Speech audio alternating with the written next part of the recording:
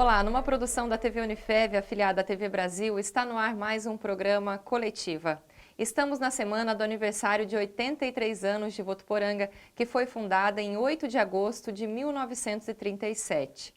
Para contar um pouquinho da trajetória de urbanização da nossa cidade, recebemos aqui hoje a querida professora da Unifev, Evanir Regina Moro Peixoto, bacharel em Direito, com especialização em História e mestrado em Planejamento Político e Socioambiental. Além de docente na Unifev, é coordenadora do Núcleo de Valorização da Memória Cultural. Seja muito bem-vinda, dona Evanir. Sou eu quem agradeço a oportunidade de estar conversando com todos e prestando uma homenagem a esta cidade, né, que nos acolheu, né, e acolhe a todos de braços abertos. Falando em acolhida, né, eu gostaria justamente de começar por aí. Em outras entrevistas você comenta que seu pai foi um desbravador aqui no interior paulista. Conta pra gente um pouco sobre você, como começou a sua história aqui e todo esse interesse pela nossa cultura? Nós somos de uma família que a gênese da família é árabe, certo, com o italiano. E meus bisavós vieram da Itália para cá, né, todos buscando fazer América devido à questão da expansão da lavoura cafeeira. A minha família, seguindo a expansão da lavoura cafeeira, né, veio para a região, certo? Para comprar terras e plantar café. Meus avós, meu pai, foram grandes produtores de café e foram desbravadores. Chegamos na região de Américo de Campos, a época que nem existia colégio. Então, a família morava, os pais moravam em Américo de Campos, minha irmã mais velha ficou em Olímpia com os meus avós para poder estudar e eu fui para o colégio Nossa Senhora Aparecida em Araçatuba para poder estudar. A partir do momento que o café entrou em declínio na nossa região, meus pais, né, se mudaram para Votuporanga no momento em que, graças à luta de votuporanguense, havia sido fundado aqui, né, a Faculdade de Filosofia, Ciências e Letras de Votuporanga. E a minha irmã mais velha, ela faz parte da primeira turma, né, de letras da hoje Unifev. Bom, aqui comigo está o Ender Rodrigues, ele é chefe de jornalismo do TV O Jornal, segunda edição, e está comigo aqui dividindo essa bancada. Vamos continuar então, Ender. Obrigado, Fá. Professora, é sempre um prazer conversar e entrevistá-la, né? E eu sei em toda essa história da senhora que a senhora também tem um trabalho que valoriza a nossa cultura local e regional. E eu queria muito que a senhora contasse para o pessoal como que na nossa região surgiram as cidades que hoje existem. Olha, quando eu vim para a região, o que mais me chamava a atenção é que você via, assim, pastagens e cafezais. Pastagens e cafezais. E eu sempre fui adepta, certo, do método investigativo. Eu queria saber o porquê disso. E ninguém me dava essas explicações devidas.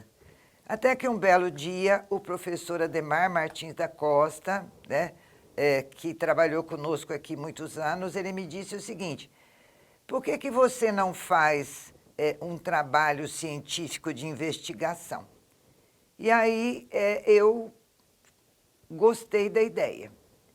Procurei a Unesp de Franca, mas eles não tinham nenhum orientador nessa área, e eu fui aprovada no mestrado, e eles queriam que eu pesquisasse sobre a importância dos judeus na região de Franca. Eu achei aquilo um absurdo. Aí eu fui para a Universidade Federal, certo, de Minas Gerais, no campus de Uberlândia, e me submeti a toda a avaliação para poder entrar no mestrado.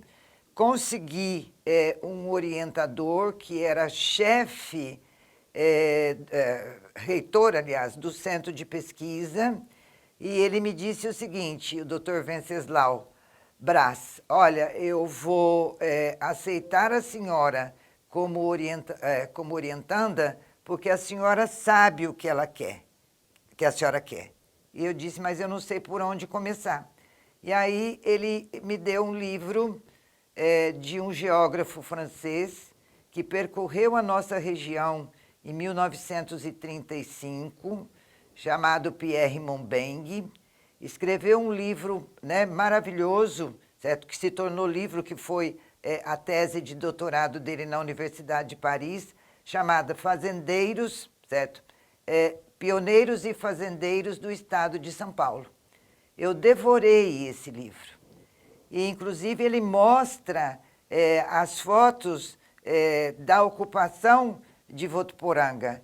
E ele nos conta que todas as cidades da nossa região, elas surgiram como contas de um rosário em consequência da expansão da lavoura cafeeira, que para cá vieram ex-colonos, colonos, certo? Da região de Campinas, da região de Araraquara, da região de Catanduva. E daí, como nós não tínhamos nenhum documento, né, comprobatório para eu utilizar como referencial metodológico, meu marido me deu uma ideia bem caipira, bem dentro da nossa cultura, que eu adorei. Ele falou assim, olha, vamos fazer junta panela lá na fazenda do compadre Léo, porque a gente sabe que os Comer foram pioneiros aqui na região, na lavoura cafeeira. E aí, aquele tempo, a gente não tinha os recursos que temos hoje. Você convida alguns alunos e eles vão tomando depoimento. E eu trabalhava no curso de comunicação social, que nem chamava jornalismo ainda, publicidade e propaganda. Encontrei um grupo de alunos que nos acompanhava nos finais de semana e eles levavam fotos e aí eles iam mostrando as fotos, eu ia perguntando, nós íamos cruzando as informações, aí fizemos o histórico da família Comer e em cima desses depoimentos é que eu fiz o meu trabalho de pesquisa. E todo mundo achava que eu estava pesquisando sobre o café na região. Não, eu utilizei o café como pano de fundo para estudar as políticas públicas voltadas para a agricultura de 1940 a 1980. E eu descobri, tá, que à medida que eu divulgava o trabalho, mais informações eu recebia. E eu tive uma pessoa que foi meu braço direito no sentido de me fornecer informações, o saudoso e querido jornalista Nelson Camargo, que abriu, certo, os arquivos do Diário de Votuporanga, e uma bela tarde ele me aparece, eu me emocionei, com papel ao maço, certo, amarelado, e anotações, a caneta feita à mão, tá, de caneta tinteiro ainda, que ele entrevistou Pierre Monbeng. E aí ele começou a divulgar, né, para todos, e um belo dia, eu morava aqui na rua Pernambuco, esquina com a Acre, de frente à caixa d'água, e um dia aparece na minha casa um empresário, que por uma questão ética eu não posso declinar o nome, me levando um documento, um relatório, que durante o período militar, a Escola Superior de Guerra, ela teve um polo em São José do Rio Preto, porque eles entendiam, certo, que Votuporanga, que tinha sido boca de sertão no momento, né, da fundação, certo, agora era um passo para desenvolver a agricultura e transformar o centro-oeste brasileiro num celeiro produtor de grãos.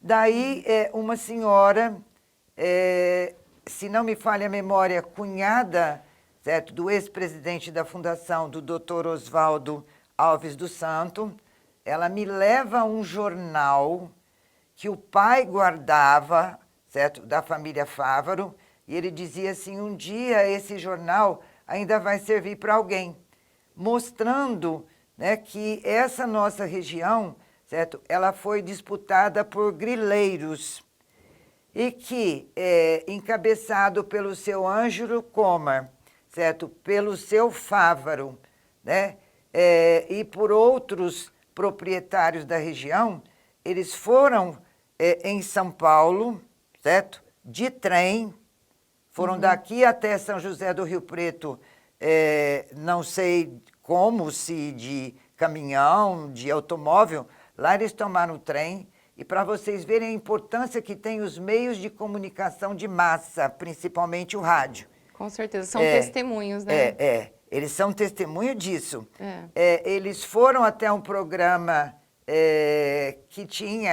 que falava, que recebia as pessoas do interior, acompanhado por um jovem advogado, e esse jovem advogado fez um discurso, né, conclamando as autoridades paulistas, tá, para essa questão aqui em Votuporanga. E assim eles não perderam esse território. Dentro de toda essa questão, né, a Vila Votuporanga foi fundada em 1937, pouco antes da Segunda Guerra Mundial, começou em 1939. Lembra pra gente qual era o contexto político brasileiro nessa época? Olha, nesse momento, o mundo estava vivendo uma polarização ideológica. De um lado, né, os países liberais e, de outro lado, os países totalitários, principalmente o fascismo na Itália, certo? E o nazismo na Alemanha. Como aqui, né, a nossa região, tá, ela era denominada de Boca de Sertão, porque era daqui que eles fariam a ocupação do centro-oeste brasileiro, né? Que vai acontecer? Né?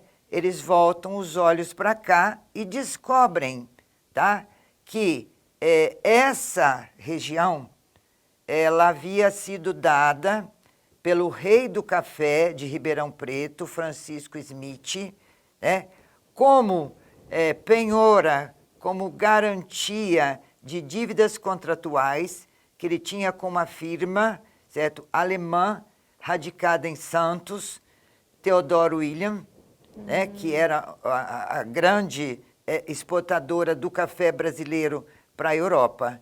Então, com medo dos alemães, tá, que os alemães tomassem isso daqui, e a firma alemã, com medo de perder, né, esses 12 mil alqueires paulistas de terra, porque a Fazenda Marinheirinho de Cima, ela ia de Votuporanga, certo? Pegava grande parte até Pedranópolis e ia até Fernandópolis. Então, o que eles fizeram? Eles fizeram um retalhamento dessas terras e colocaram essas terras à venda em preços bem módicos, certo? Para que os pequenos proprietários e os pequenos colonos pudessem adquirir esse território. E o mais interessante, Fabiola, é que a região, aqui a nossa região, a zona rural, ela foi ocupada primeiro, tá? Antes de toda essa divisão? Antes de toda essa divisão daqui e da fundação da cidade. Tá. Então, primeiro eles retalharam, venderam essas propriedades a grandes, né, parcelas, e grande que eu digo assim, na questão de tempo, mas de valores pequenos. E eram todas pequenas propriedades.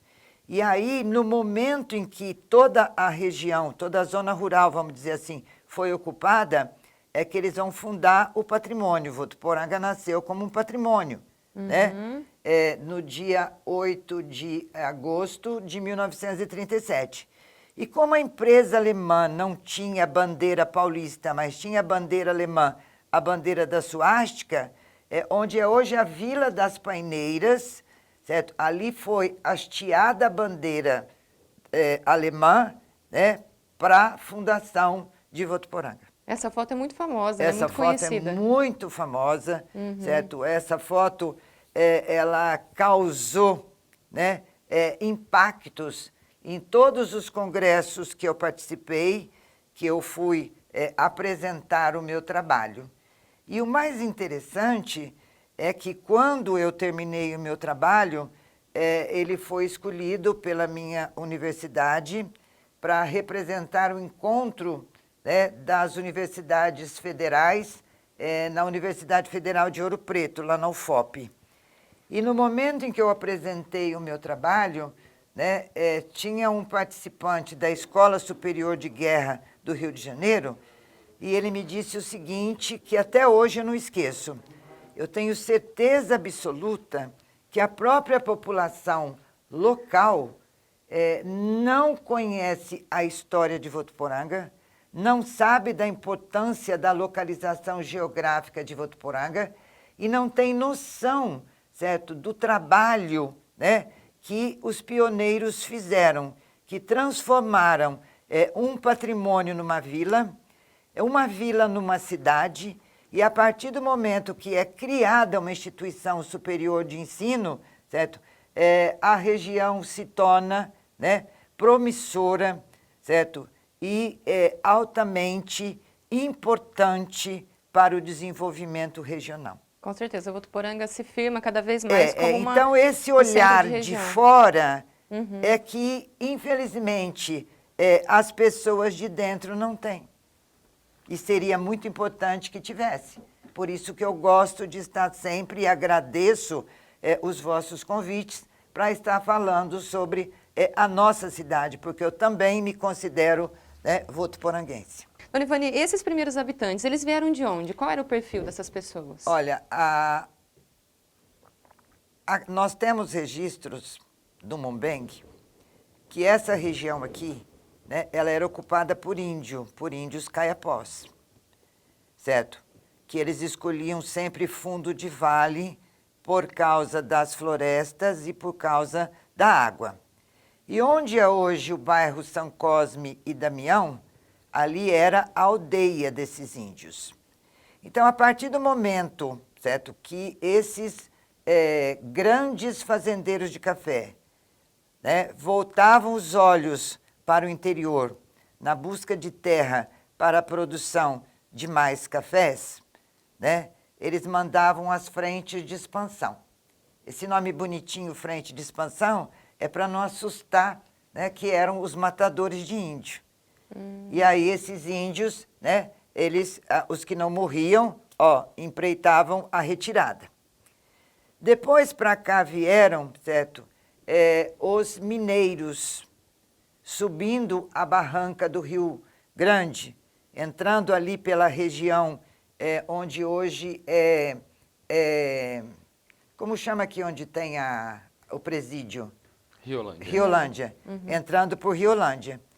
E fizeram e constituíram grandes fazendas de gado.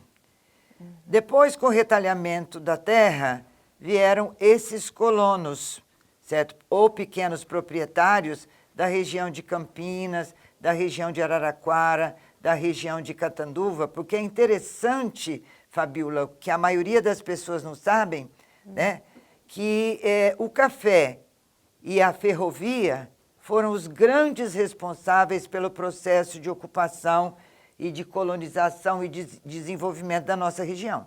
Nós ainda não tínhamos trem, mas os vagões vinham até São José do Rio Preto. E os vagões dos trens eram utilizados, certo, como marketing, certo? Faziam publicidade das terras, dos valores das terras, e eram comercializados. Então, os corretores frequentavam os trens, e ali eles vendiam esses lotes. E os primeiros habitantes que vieram para essa região, né, são todos descendentes de italianos, e são todos eles, né, experientes na plantação e na produção, certo, do café. E eles nem não tinham como derrubar as matas, eles tacavam fogo. E ainda saindo cinza, eles já colocavam as sementinhas de café. E os primeiros moradores daqui moravam em tudo de casa de pau a pique, né? Que é taipa de pilão que a gente fala, né? Nós chamamos de pau a pique, certo? As primeiras casas de alvenaria, elas demoraram para ser construídas. Tanto que na foto da inauguração de Votuporanga, você vê que era um prédio de 2 andares, mas feito, certo, de taipa, né? E não de tijolos. Justamente sobre esse dia da inauguração de Votuporanga, eu gostaria que a senhora comentasse com a gente o que aconteceu no dia 8 de agosto de 1937. No dia 8 de agosto de 1937, pela localização que o Mombeng, né, que a gente tem que ter um referencial histórico, né, comprovado, seria ali no bairro que hoje é o bairro das Paineiras, né, na residência, né, do representante oficial da firma Theodore Will. Eles hastearam a bandeira, certo? E a população que morava na zona rural, certo? Veio para a cidade para inauguração. E assim como também vieram personalidades políticas de Tanabi, que é muito mais antigo, certo, do que Votuporanga. Tanabi era ali o centro de região naquela época, Tanabi era o assim, centro né? de região daquela época. Tá, né? ok. E é lógico que não soltaram fogos, porque não existia, né? E essa história de opção pelo termo Votuporanga, né, nós temos que entender muito bem, e eu vou pela ótica do Pierre Mombeng.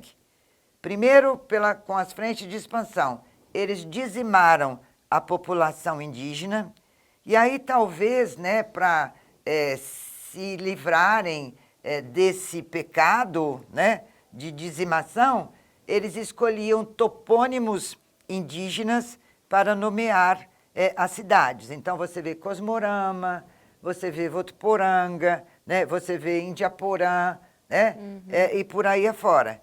Então, existe uma história que falaram que encontraram uma placa na Vila Carvalho que estava pintado com cal. Imagina, nem existia cal naquela época, Votuporanga. Isso não é verdade, tá? E por falar em Vila Carvalho, a Vila Carvalho é mais antiga do que Votuporanga.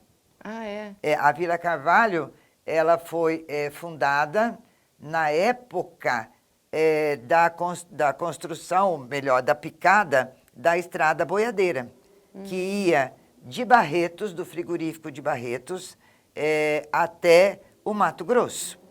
E a Vila Carvalho era chamada de Viradouro, porque Viradouro era a denominação que se dava ao local onde o gado pernoitava, né? E quem habitava a Vila Carvalho? A maior parte fugitivos da justiça, né? Ali nós tivemos muitos confrontos e boiadeiros de passagem. A rua que eu moro, a Rua Copacabana, ela é a parte da antiga estrada boiadeira, certo? Que passava aqui por dentro de Votuporanga. Inclusive, quando meu pai adquiriu a chácara, né, que eu vivo hoje, nós vimos passar por ali várias boiadas, com aquelas boiadas de comitiva. Infelizmente, as pessoas não valorizam esses registros. A estrada boiadeira, inclusive, é muito rica, né? A Até estrada hoje ela está boiadeira, lá, né? ela é muito rica em memória coletiva. Isso, E essa memória, ela não pode ser perdida. Por isso, do meu ponto de vista, tá, ela deveria ser tombada, pelo menos o trecho que vai de Votuporanga até a Vila Carvalho, para que essa memória não se perdesse. E ali nós temos um cemitério, sim. né? E esse cemitério fosse preservado. São dos primeiros moradores de Votuporanga, São dos não é primeiros isso? moradores Da Vila Carvalho. da Vila Carvalho, que se chamava Viradouro. Porque onde o gado pernoitava, né, como o gado mexia com os pés, tirava terra, daí a denominação Viradouro. Fica aí uma dica, né, para o pessoal de casa conhecer a Estrada Conhecer, Boiadeira. a Estrada Boiadeira, que eu acho muito... E conhecer a Vila Carvalho também. Isso. E é interessante, você falou da idade de Votuporanga, e a história nos mostra que a partir do momento que a cidade passa dos 60 anos, é que os moradores começam a se preocupar em conhecer e em registrar a história. E Votuporanga está comemorando 83 anos, e os próprios moradores da Vila Carvalho, eles têm se empenhado, têm procurado o Conselho de Patrimônio Histórico Municipal, certo? Do qual eu tenho a honra de fazer parte, e eles estão lutando, certo? Para o tombamento. Por que tombamento? Porque tombamento é preservação. Uhum. Sim. Professor, um dos outros momentos muito conhecidos, aí é a questão da missa, a primeira missa que foi celebrada aqui em Votuporanga. Ela foi onde hoje é a Praça da Matriz? Qual que era o contexto naquela época? Pelo Padre Isidoro, não é isso? O Padre Isidoro Paranhos. Onde é hoje a Fonte Luminosa, Sim. ali foi erguida a primeira capelinha, certo? E nos registros do Mombengue, ele fala que ventava tanto ali naquele local que apagavam as velas. E essa capelinha, né, a partir do momento que a ocupação, certo, da cidade faz com que aumente a densidade demográfica, né, e lá no auge da produção cafeeira, quando os fazendeiros tinham dinheiro, eles tiveram que construir a nossa hoje catedral. E já que você tocou nesse assunto, Endel, é muito interessante porque quando Votuporanga foi fundada, certo, que ela era patrimônio, e nós não tínhamos igreja, né? A cidade de Álvares Florence é mais antiga do que Votuporanga. Uhum. Inclusive, Votuporanga pertencia a Álvares Florence. Pertencia a Álvares Florence. Uhum. E ali era chamada de Vila Monteiro.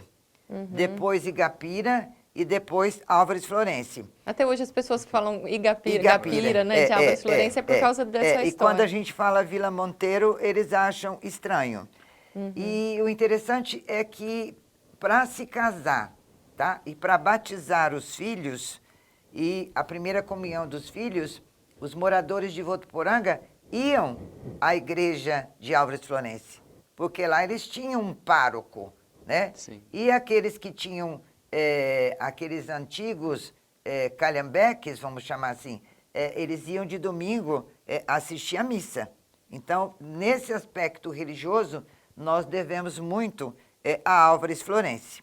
Uhum. E você vê que a nossa igreja, hoje, né, catedral, Nossa Senhora Aparecida, ela foi construída no momento em que a população estava financeiramente bem, tá? E eles buscaram, nesse estilo neogótico, mostrar que estavam próximo a Deus.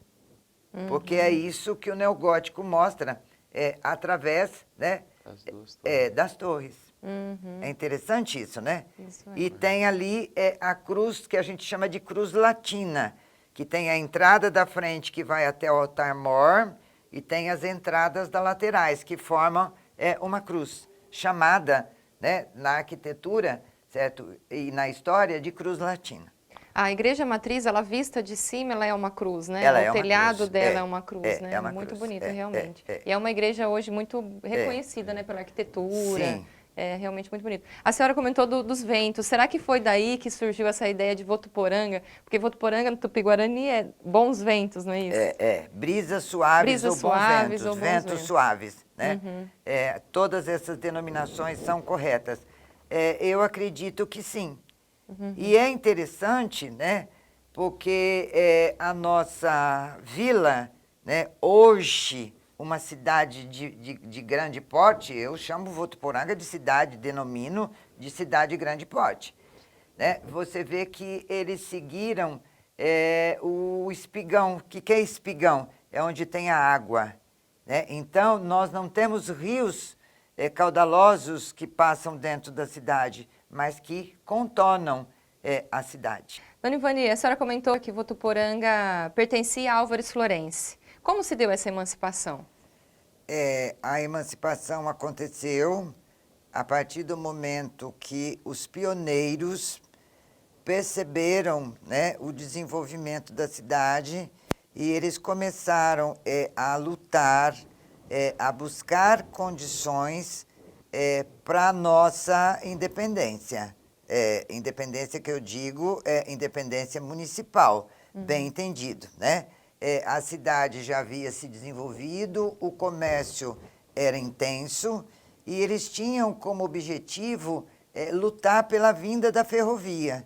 Então, primeiramente, eles vão buscar a emancipação política, a independência, né, política, para poder correr atrás, certo, de melhorias para a cidade. Foi um processo demorado, não foi fácil, não. Mas, graças à interferência de políticos da região que viam, né, e que percebiam a importância da localização geográfica de Votuporanga, isso aconteceu. A Euclides da Cunha, ela já ligava todos esses municípios? A Euclides da Cunha já ligava e é interessante que a grande maioria não sabe por que chama Euclides da Cunha, porque a primeira personalidade política a passar por essa região onde é a rodovia foi Euclides da Cunha, no início do século XIX, quando ele era engenheiro público, certo, do governo federal, e ele veio para fazer um levantamento a pedido da presidência da República. E ele percorreu essa região, indo até a barranca, né, do Mato Grosso, ali onde foi construída a ponte rodoferroviária, e por sinal, eu sei que nós temos pouco tempo, mas a maioria das pessoas não sabem, o pai da ponte é Euclides da Cunha. Foi ele que sugeriu ao presidente da República a construção de uma ponte se ele quisesse ocupar o centro-oeste brasileiro. Tá? O Edinho Araújo, certo, é o tio da ponte, o pai da ponte é Euclides da Cunha. Que bacana. Professor, assim como Simonsen era distrito de Votuporanga, Parisi também tinha essa relação com a Sim. nossa cidade, né? Sim, sim. Simonsen hoje é bairro, foi elevado à categoria de bairro, mas pertence a Votuporanga, é um bairro de Votuporanga, né? Parisi era distrito de Votuporanga. E o desenvolvimento da agricultura, certo, de Parisi, né, aliado à pecuária e à atuação dos proprietários, eles conseguiram politicamente a emancipação de Parisi. Mas é interessante que aconteceu a emancipação, mas a união continua. É gostoso justamente. perceber isso. Com Né? certeza. Eles não se esqueceram, certo, das origens históricas e permanecem ainda ligados aqui a Votuporanga. Evanir, em 1945 surgiu aí a antiga estrada de ferro araraquarense, famosa FEPASA. Qual que foi a importância dessa ferrovia para a nossa cidade? Como eu já frisei, né, quando eu falo em desenvolvimento da nossa região, esse desenvolvimento está ligado a um binômio, café e ferrovias. E é interessante que no interior do estado de São Paulo, as ferrovias, elas seguiram a marcha do café. Então, para onde se expandia a lavoura cafeeira, certo? A ferrovia ia atrás. E os trilhos ficaram parados muito tempo em São José do Rio Preto, porque Neves Paulista, certo? Monte Aprazível e Mirassol, né, queriam a ferrovia. Então, os trilhos ficaram parados lá, certo? É de Mirassol que a ferrovia ela vem para cá. E quando nós falamos em ferrovia, é interessante você observar, né, que os engenheiros daquela época, eles fizeram um traçado maravilhoso para que não tivesse altos custos e a ferrovia pudesse caminhar logo. Nós não temos, não houve a necessidade de construção de pontes para passar os vagões, certo? E também a retirada de curva, né? Aqui em Votuporanga, certo? E em Fernandópolis, o próprio Mombeng afirma que por erro de cálculo dos engenheiros, a construção, certo? Da parada do trem, vamos dizer assim, né? Da estação foi construída fora da cidade, certo? E aqui chegaram esses trilhos em 1944, mas começou o funcionamento em 1945, e esses vagões eles transportavam, além dos produtos, certo? Daqui da nossa região, né? Eles transportavam também cultura, porque traziam jornais, revistas, livros, sanitários, mosaico, né? Para a construção das casas, tecidos, aviamento para as lojas, para você ver a importância que tiveram, né? As ferrovias no interior do estado de São Paulo. Daí, para tentar ligar a estação ferroviária ao centro da cidade, foi construída a Avenida Prestes Maia, certo? Esse objetivo, né, foi esse elo de interligação. E o point daquela época era a população de final de semana, porque todo mundo sabia o horário que os trens chegavam e os trens partiam, era ir visitar a estação ferroviária. Que eles transportavam passageiros Transportava também, né? passageiro. Transportava passageiro, transportava mercadoria, transportava sonhos, certo? Transportavam também memórias. É interessante você analisar o trem, né? Vou chamar assim o trem, nessa época. E quando você entra na estação ferroviária de Votuporanga, do lado esquerdo, certo? Tinha um bar. Eu, inclusive, cheguei a conhecer, quando eu vim a Votuporanga pela primeira vez, que vendia refrigerante e vendia pastéis. Então, a população ia lá, aguardava a chegada e a partida do trem, certo? E já tomava um refrigerante e comia pastel.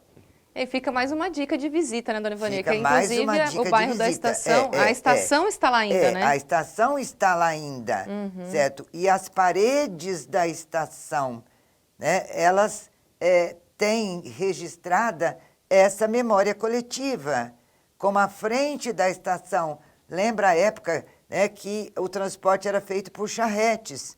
Quem tinha melhores condições ia de táxi. Nem chamava táxi, era carro de aluguel. Era chique carro de aluguel. E quem não tinha, ia de charrete. Mas o movimento, ele era um movimento grande. Então, você vê que Votuporanga se expandiu para aquela região a partir do momento da construção da avenida.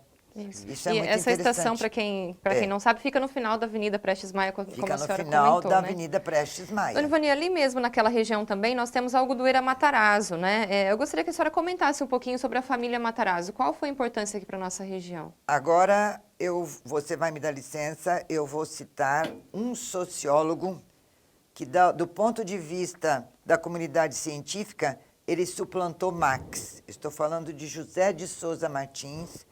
Ele tem uma obra chamada O Cativeiro da Terra, e nessa obra ele tem um capítulo chamado Mito do Pequeno Burguês. E ele conta, nesse mito do pequeno burguês, que a família Matarazzo, ela era milionária lá na Itália. Inclusive fazia parte da nobreza.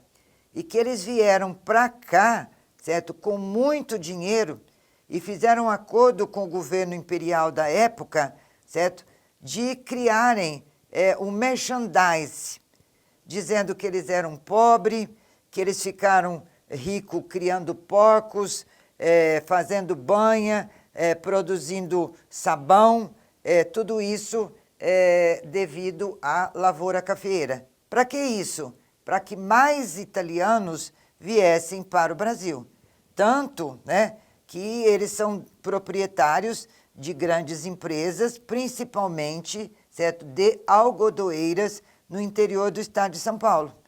Porque a partir do momento que o café começa a entrar em declínio, começa a produção de algodão, certo? E aí, então, eles instalam essas indústrias no interior para terem o monopólio do algodão. E por falar em algodoeira, ela também é registrada de história. Nossos alunos da arquitetura, eles fizeram um inventário daquilo lá, certo? Tem projetos maravilhosos de revitalização daquele espaço, que é um espaço enorme, de né? memória. Lindo. E nós estamos lutando para que aquele espaço ele seja, né, tombado como patrimônio histórico, certo, da cidade de Votuporanga. Para quem não sabe, é onde hoje está o Ecotudo. É onde hoje está localizado o Ecotudo. Isso. E o mais triste, Fabiola, é que os proprietários vieram esses tempos na calada da noite e as máquinas que estavam lá dentro da época da produção do algodão, certo? Elas foram retiradas e, certo, levadas embora. E para nós ficou apenas, né, o prédio e os buracos onde estavam as máquinas. Até os tijolos têm a marca Até da os família tijolos Matarazzo, têm a né? marca. Um brasão da família, muito bonito. E todos aqueles tijolos, nós também temos informações fidedignas, eles foram construídos na olaria que funcionava onde é ali aquela ponte que vai para Inhandeara, certo? Que ela caiu, né? E que está ali há muito tempo para ser refeita. Os tijolos eram daquela olaria. Foram produzidos ali. Dona Ivonir, agora falando um pouquinho sobre comunicação, né? A senhora comentou já sobre o jornalista Nelson Camargo. O que a senhora pode retomar desse período aí? Votuporanga é muito bem servido em comunicação, né? Nós temos jornais, revistas, sites. Como é que tudo começou? Tudo começou com um sonhador, certo, jornalista, chamado Nelson Camargo. Foi ele quem fundou aqui em Votuporanga a primeira emissora de rádio, certo? Com um programa maravilhoso que chamava Postal Sonoro, que era uma informação para os proprietários, certo? E a emissora de rádio, né, fazia o papel dos correios, porque não existe correio na zona rural até hoje, né? E era através da emissora de rádio que se mandava notícia de nascimento, de falecimento, de festa, de visita, né? E ali eles começaram a receber também as duplas caipiras que vinham para a nossa região. Dessa emissora de rádio, eles fundaram o jornal, né? Que é o Diário de Votuporanga. E o mais interessante é que as pessoas também não têm noção que aqueles arquivos do Diário de Votuporanga, certo, são um verdadeiro patrimônio histórico. Ali você encontra, certo, todos os acontecimentos importantes da cidade, principalmente da época do militarismo do Brasil, quando, em plena praça pública, eles colocaram uma frase, sem saber o que estava dizendo, né? Votuporanga apoia a revolução. A não ser que nesse sentido de revolução como transformação, mas não, era para receber, certo, os representantes militares. E onde nós encontramos isso? Ali, certo? Nos arquivos do Diário de Votuporanga, que para mim tiveram uma importância muito grande, certo? Eu tive a felicidade, né, de conviver com o seu Nelson Camargo, né, com o Danilo, com o Dimas, né? E eles seguiram o sonho do pai. E fora, certo, a questão que eu disse de receber as duplas caipira, olha que interessante. A população mandava cartinha para a emissora de rádio. Essas duplas caipira, Wender, trocava por discos que era feito de cera de carnaúba, essas cartinhas, em cima desse viver cotidiano, certo, da população da zona rural, é que eles faziam as composições musicais, que nós chamamos de música raiz. E aí você vê, nós temos hoje a nossa emissora de rádio, certo? Temos o jornal, hoje, um jornal interativo, né? E a população está ligada constantemente à comunicação. Daí a importância, né, dos meios de comunicação serem comprometidos com a verdade, né? E com a imparcialidade, certo? Isso é muito importante. Além do rádio, qualquer outro meio de entretenimento da população naquela época? Touradas, olha que coisa interessante. Diferente. Touradas é muito interessante. Tourada é muito interessante. Achei que fosse o circo, então Não. Primeiro tourada, depois o circo. Eu mesma, a primeira vez que vim conhecer Votuporanga, eu fui assistir uma tourada onde é hoje a quadra da Escola Manuel Lobo. E olha, e a população ia inteiro para a tourada, inteira. Levavam crianças, mamadeira, certo? E os circos tinham essa modalidade. Eles recebiam as duplas caipira, certo? Então, no final do espetáculo, as duplas caipira se apresentavam, né? E aí, o cara ouvia lá na emissora de rádio. Quando ele via que a dupla era aquela que ele prestigiava, que ele gostava, que ele era fã, certo? Ele não media esforços, né? Não, e nem sacrifício, e levava a família inteirinha para assistir a apresentação circense. É interessante ver como mudaram, né? Sim. É muito interessante. É mesmo. E a tourada realmente foi uma surpresa. E você vê que foi uma evolução. Foi mesmo. E quanto à educação, professora, como que era naquela época para as crianças receberem esse ensino? A primeira escola foi onde hoje é o Paço Municipal, não é A isso? primeira escola construída foi onde é hoje, né, o Paço Municipal. E quando ela começou, ela era uma escola, certo, de pau a pique. A mesa do professor era um caixote de bacalhau. E as crianças se sentavam também em caixotes. Eu tive a oportunidade de ver as fotos do professor Benedito de Oliveira, pai da professora Maria Celeste de Oliveira, que ele veio para cá para ser professor primário. E eram todos na mesma sala, dividido em só o ensino que hoje seria básico. Naquela época era primeira série, segunda série, terceira série e quarta série, né? Com muito sacrifício, eles conseguiram, certo? Aos poucos, conquistar o ginásio. E aí é interessante que quando conquista o ginásio, o nosso prédio antigo aqui, certo? Onde fica ali o nosso memorial Unifev, né? Ali foi uma escola. E essa escola, certo? Já era a escola que tinha o primário e também o ginasial. E como a população não queria que os seus filhos fossem estudar fora, né? Porque os meios de transporte da época não eram como são de hoje, nem os meios de comunicação, né? Lideranças políticas de Votuporanga se aliaram ao prefeito Dalvo Guedes e conseguiram, certo, criar a Fundação Educacional de Votuporanga, né, e a Faculdade de Ciências e Letras, certo, de Votuporanga. A Fundação tem um papel muito importante no desenvolvimento. A Fundação teve e tem um papel preponderante no processo de desenvolvimento de Votuporanga, certo, e da região. Porque a maior parte dos homens públicos, certo, dos dirigentes regionais, eles foram formados aqui. E é interessante que a primeira turma da faculdade começou ali onde é hoje o Colégio Técnico Agrícola.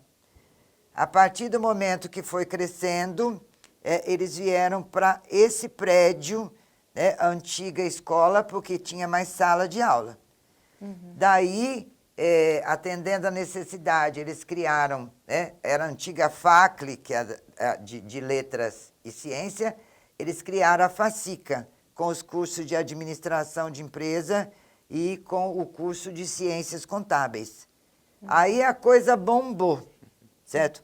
Aluno saía por todos os lados. Eu sei porque eu cheguei aqui, tá? Em 1988, para dar aula no curso, né, de Ciências Contábeis e de Administração de Economia Brasileira.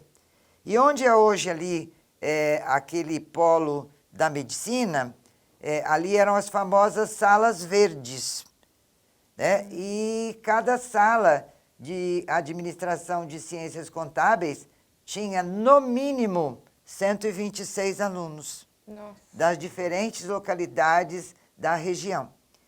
E, né, a FEV, que é a Fundação Educacional de Votuporanga, mantenedora, certo, das faculdades, né, ela foi se solidificando cada vez mais, ela passou a ser integrada por pessoas que se formaram aqui. Temos aí o exemplo hoje, o Dr. Celso Penha Vasconcelos, a doutora Encarnação Manzano, o doutor Osvaldo, certo? O Reiner, né? E vários outros professores foram todos formados aqui. Então, a fundação ela foi se solidificando, eles sentiram a necessidade de buscar o meio de comunicação de massa, e aí nós conquistamos a nossa emissora de rádio, né? A 96.5. Depois nós conquistamos a TV, que tem um papel preponderante não só para Votuporanga, como para a região. Então você percebe, tá, que como Votuporanga não foi formada por famílias quatrocentonas, famílias tradicionais, mas sim por pioneiros, todos vieram de fora para cá, tá? Você vê que houve união, houve aliança, que somado às lideranças políticas, né, deram à nossa cidade as condições que nós temos hoje. E se não fosse os meios de comunicação, eu não estaria aqui com vocês, né, levando essa história para a população, que eu tenho certeza que a maioria da população não conhece essa história. E olha que interessante, eu vim de fora, certo? E eu tenho orgulho de dizer que eu incentivei a minha moçada, certo? Todos aqueles que passaram pelas minhas mãos, inclusive vocês, né? Sim. Por esse gosto, por conhecerem a história. Porque uma cidade sem história é uma cidade sem memória. E uma cidade sem memória, ela está acéfala. E a tendência é a desagregação. Com certeza, dona Ivani. Agora, com toda essa memória, é justamente aí que é a minha última pergunta para a senhora. Com toda essa memória, como podemos enxergar Votuporanga daqui em diante? Qual é a sua visão? Quais são os nossos maiores desafios para o crescimento de agora em diante de Votuporanga? Eu acredito que nós não temos desafios que não possamos contornar. Certo? Nós temos uma equipe, principalmente aqui dentro da Unifev, né, que buscou parceria com o Poder Legislativo local, certo? Com o Poder Executivo, com a área da saúde, né? E nós estamos sempre prontos a mostrar como nós podemos estar corrigindo problemas eventuais, principalmente na questão ambiental, na questão da segurança, na questão da saúde, né? Na questão do transporte público, na questão da conscientização e de uma medicina preventiva. Então, eu acredito que Votuporanga, ela é uma cidade abençoada, ela é uma cidade protegida, não só, né, pela nossa rainha, Nossa Senhora Aparecida, né, que é a padroeira de Votuporanga, mas também por espíritos de luz, certo? Por pessoas, né, que são altamente espiritualizadas, preocupadas com o próximo. Olha o que nós tivemos quando ocorreu a pandemia. O nosso centro universitário, certo? A nossa Unifev, a nossa FEV, saíram na frente, no sentido de proteger, certo? A toda a comunidade, né? Não só a comunidade acadêmica, né? Mas também como lá os pedreiros que trabalhavam nas obras de construção. E você vê que, mesmo a toque de caixa, nós conseguimos montar uma estrutura e os nossos cursos não perderam qualidade. Quantos projetos nós já desenvolvemos pelos núcleos, né, do qual eu tenho orgulho de fazer parte, que é o Núcleo de Valorização da Memória Cultural e Ambiental. No dia 28 de março, nós íamos iniciar um curso de extensão, certo? Gratuito, sobre a questão do patrimônio histórico, da importância das aulas de educação patrimonial e ambiental, certo? Para a comunidade de Votuporanga. Já estávamos prontos, né? E aí nós suspendemos. Temos uma parceria com a Câmara Municipal no sentido de dar orientação política aos jovens que tenham interesse em se tornarem vereadores, em se tornarem prefeitos, né? Temos parceria com todos os postos de saúde, com a Santa Casa, né? Então, você vê que eu disse que nós somos abençoados. Com certeza, a Unifev está sempre muito inserida nessa comunidade. A Unifev está sempre muito inserida, certo? E muito preocupada, né? Com a qualidade de vida de todos os votuporanguenses. A senhora comentou sobre o meio ambiente, né, os patrimônios que Votuporanga possui, como a Fundação Educacional de Votuporanga. Nós temos também a SAEV Ambiental, né? Muitos municípios têm esse serviço coordenado pelo governo do estado, mas a SAEV é do nosso município, é um patrimônio nosso aqui. Eu gostaria que você relembrasse um pouquinho da importância dessa autarquia para nós. Ainda bem que nós temos a SAEV, certo? Que gradativamente, né, além de cuidar da qualidade da água, também começou a cuidar da questão ambiental. Se não fosse a SAEV, o nosso bosque não teria sido revitalizado, né?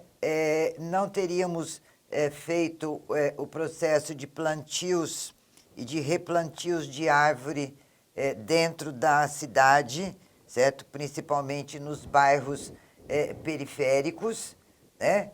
E não teríamos um parceiro para o desenvolvimento de projetos ambientais. Então, a importância da SAEV foi fundamental, certo? Para o nosso abastecimento de água. E hoje, né, a SAEV também cuida da questão dos esgotos. E o meio ambiente agradece muito à SAEV e a todos os funcionários, né, que ali trabalham preocupados com a qualidade de vida, certo? Através da qualidade da água, né, e da qualidade ambiental.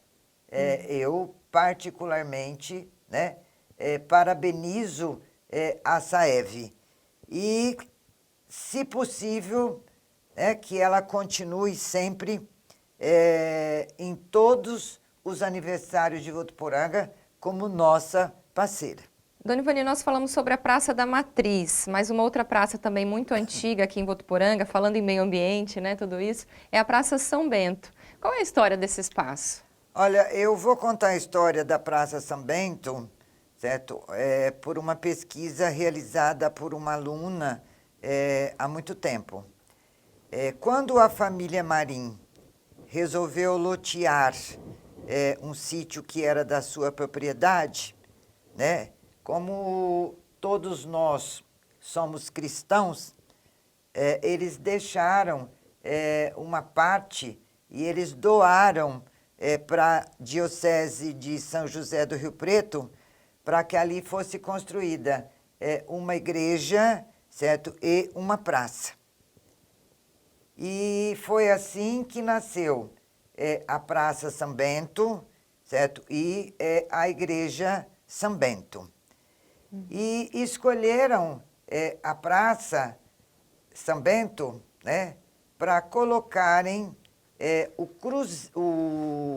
cruzeiro, que é marca da Fundação de Votuporanga, que depois foi levada para a antiga igrejinha, onde é hoje a Praça Fernando Costa, está lá na Praça São Bento.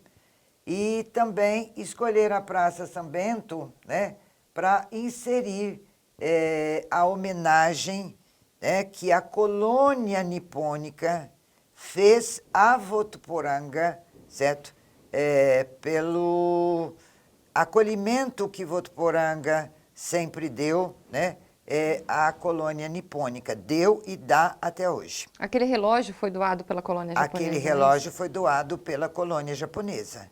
Né? E é interessante você perceber que a partir do momento que foi criada a Praça São Bento, né, a cidade se expandiu para aquela região, certo? E a igreja, né, São Bento, ela tem um público muito grande, muito participativo, né? E que rememora a época que Votuporanga estava no início de formação, fazendo ali na rua as quermesses e a população participando ativamente dessas quermesses.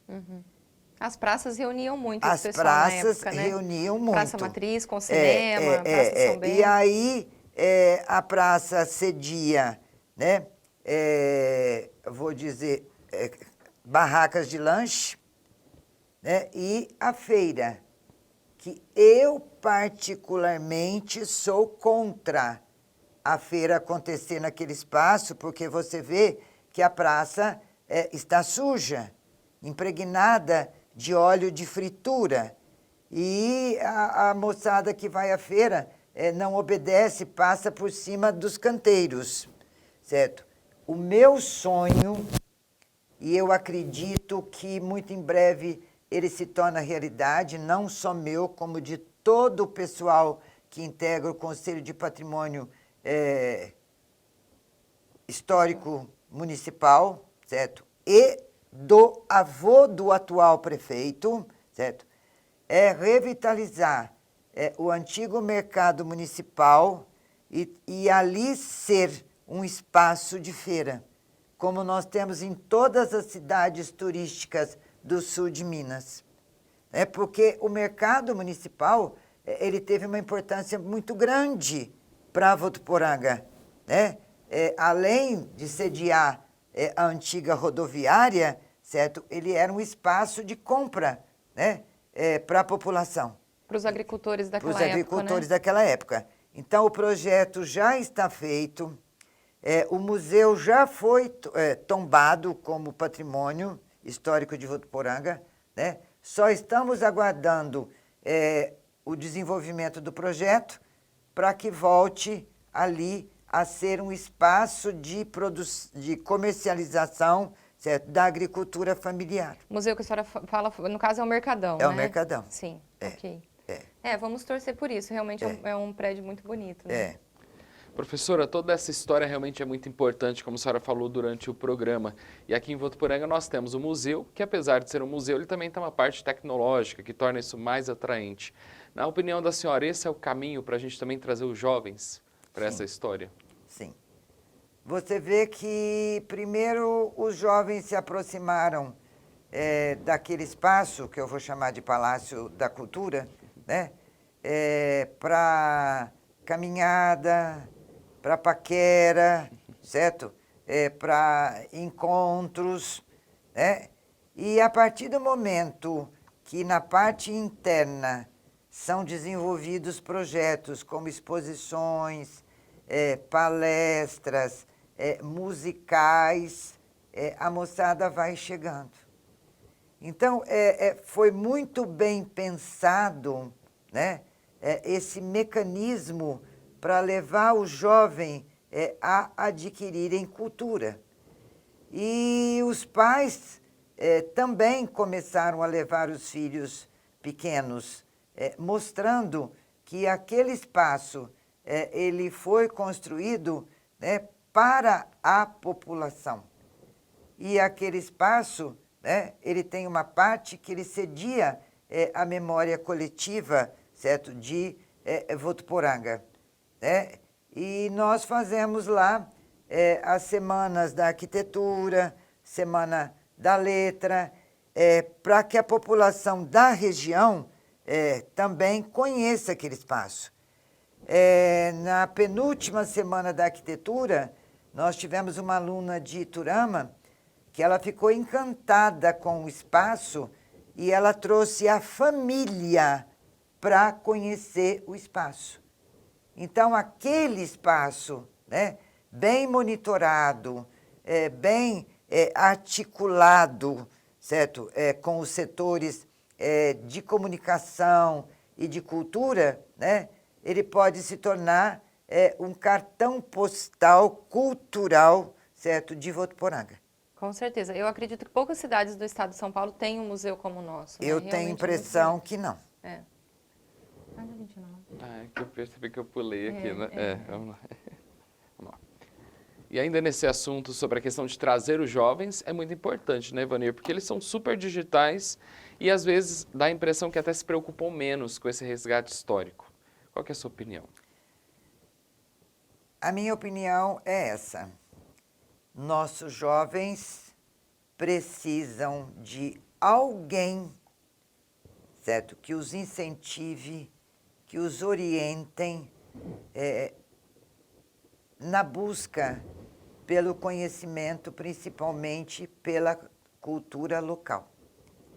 Quando nós começamos a trabalhar projetos com prédios históricos de Votuporanga, certo? Quando nós sugerimos inventários, certo? Quando nós sugerimos levantamento e a elaboração de propostas de revitalização, você não tem ideia de como eles se apaixonam. E não são só os alunos de Votuporanga, não. São os alunos da região inteira. O nosso curso de arquitetura, certo? Ele trabalha de tal forma com a percepção visual, certo? Que o aluno acaba se encantando com aquilo que ele está vendo, né? E ele passa a criar um contexto, certo? De integração do velho e do novo. Nós trabalhamos em parceria, tá? Todos os professores do curso. E temos projetos maravilhosos.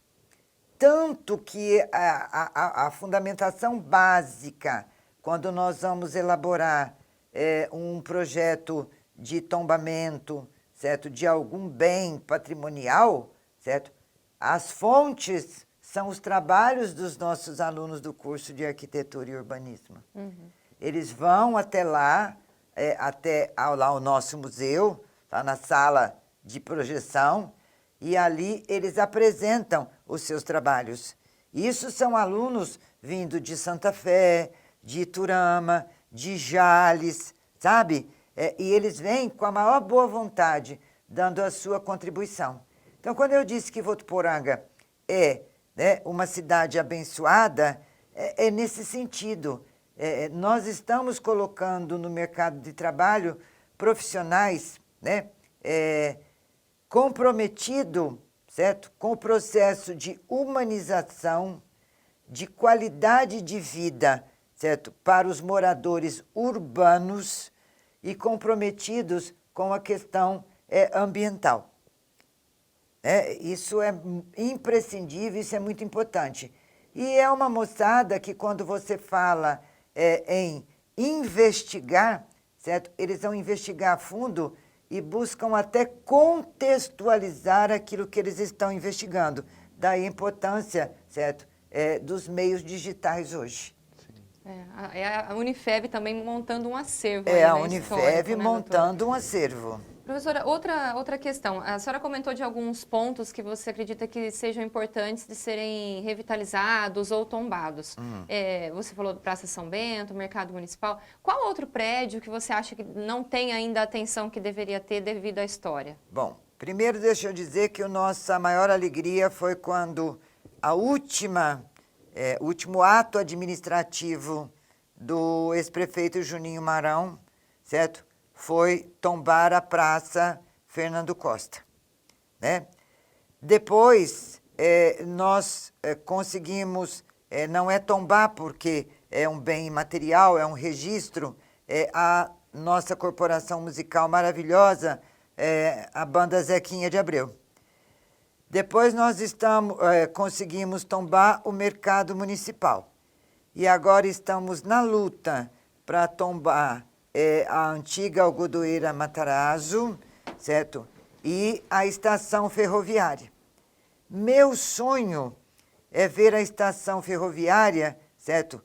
Transformada, né, num espaço de integração de cultura, certo? Para a população daquela região. Assim como nós temos o Palácio da Cultura aqui, né, que está distante da região de lá, que a gente possa ter isso lá.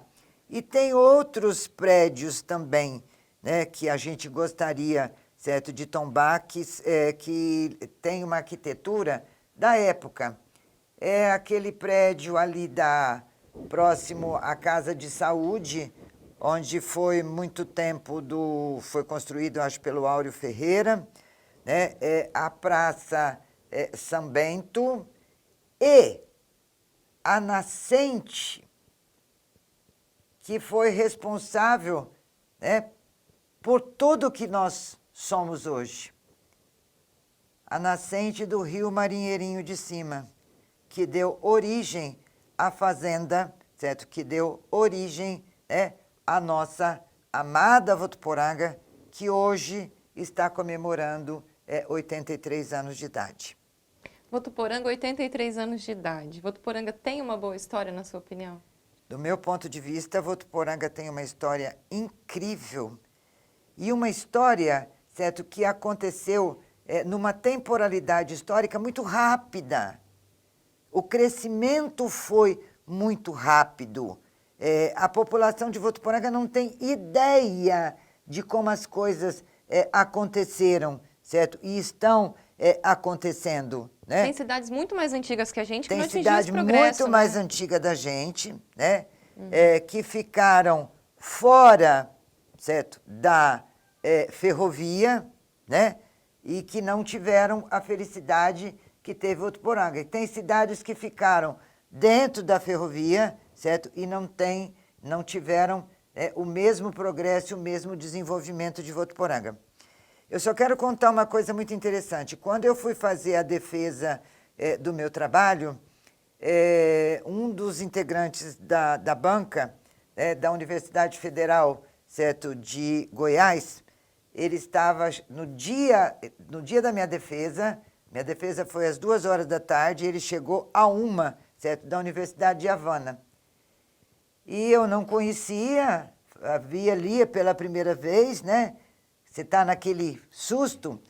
E ele começou a me contar de Votuporanga. Aí eu disse para ele assim, mas o senhor conhece Votuporanga? Ele falou assim, passei a conhecer pelo seu trabalho. E como é incrível, né, o desenvolvimento rápido, certo? E o progresso da cidade. E vou te dizer uma coisa, tá? Você espera ver o desenvolvimento dessa cidade quando ela estiver completando, certo, o centenário. E nós estamos próximo do centenário. Daqui a pouquinho. Passa tão rápido, né? Passa tão rápido. Fanny, muito obrigada Imagina. pela sua presença aqui mais uma vez. Estamos finalizando aqui a versão estendida do programa Coletiva pelo YouTube. Para vocês aí de casa que nos acompanham aqui na TV Unifev, muito obrigada pela companhia. Ao Ender Rodrigues também, que divide comigo essa bancada. A gente fica por aqui. Voltamos na próxima semana. Até mais.